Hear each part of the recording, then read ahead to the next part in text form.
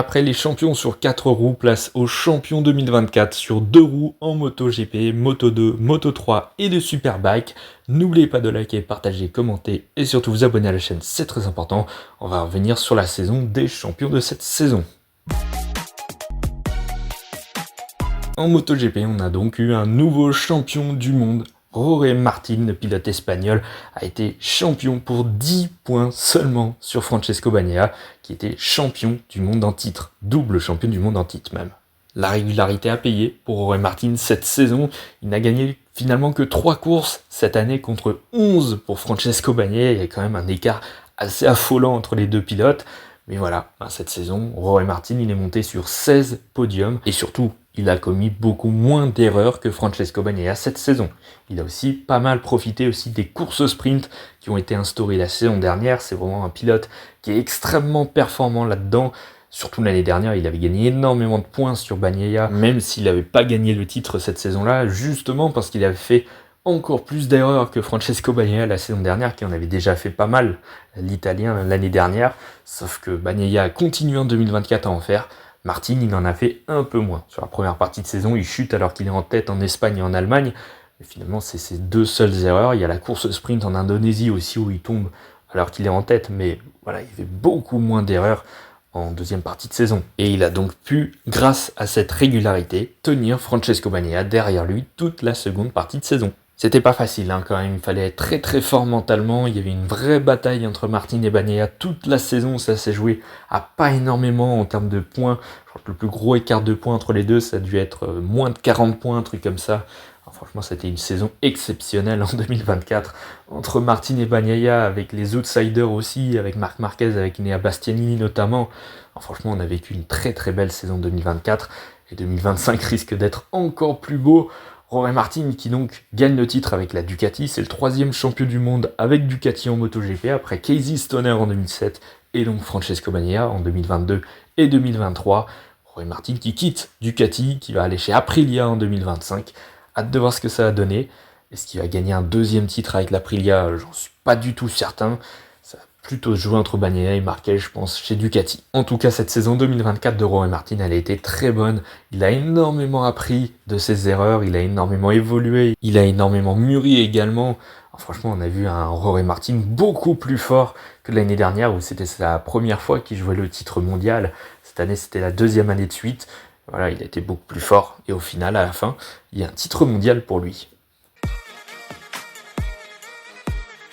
En Moto2, c'est Ai Ogura qui a été champion dans la catégorie. Et pour la première fois depuis 2011 ou 2012, un truc comme ça de mémoire, ce n'est pas un châssis Kalex qui a été champion, mais bien un châssis Bosco-Scuro qui a beaucoup progressé en cette année 2024. Kalex, c'est la référence de la Moto2 depuis tellement d'années maintenant, depuis une bonne décennie. Ils ont quand même énormément de motos sur la grille, ils ont quand même 24 Kalex sur 30. Il y a 4 Bosco-Scuro et 2 Forward, donc ils ont quand même un sacré avantage. Et cette saison, ils ont été pas mal bousculés par Bosco-Scuro, notamment en début de saison, où ils ont assez peu gagné finalement par rapport au Bosco-Scuro, notamment avec Ai Ogura, aussi Sergio Garcia, son coéquipier chez MTL Metz, qui s'est totalement écroulé en fin de saison.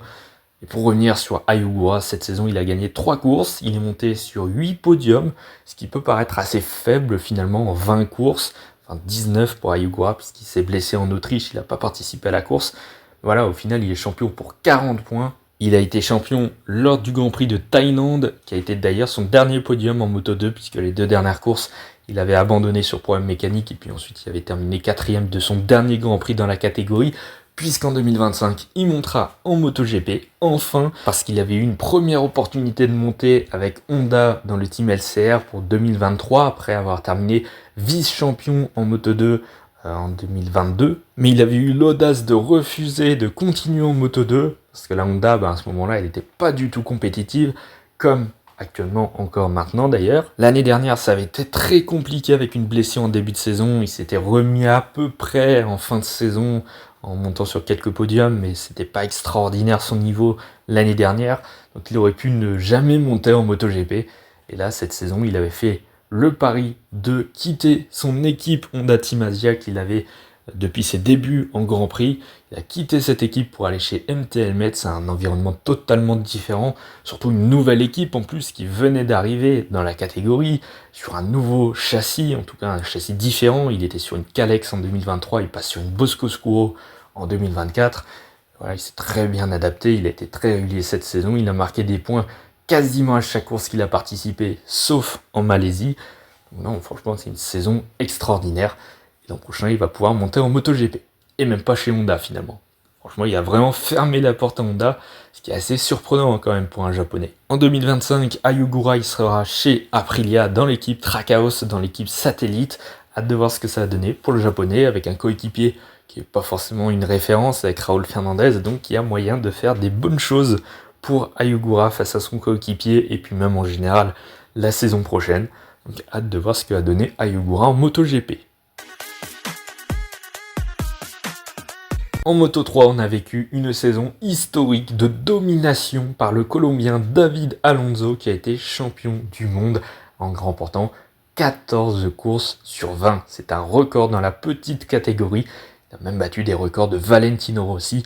C'est pour vous dire. David Alonso, il a été champion en Australie, si je dis pas de bêtises, donc c'est-à-dire à 3 week-ends de la fin du championnat, et il remporte le titre avec 165 points d'avance sur Daniel Olgado qui termine deuxième.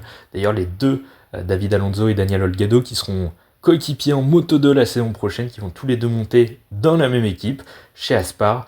Ça va être très intéressant de voir tout ça, mais David Alonso, il a fait une saison de fou furieux. Franchement, impressionnant. Il a donc gagné 14 victoires et les 7 dernières courses, c'est lui qui a tout gagné. Il a gagné les 7 dernières courses de la saison. Alors franchement, c'est impressionnant. Et en plus, on s'en lasse même pas avec David Alonso. C'est ça qui est impressionnant. Parce qu'il est capable de gagner vraiment dans le dernier tour. Il va pas dominer totalement la course avec 10 secondes d'avance. Non, il reste dans le peloton, à côté des autres.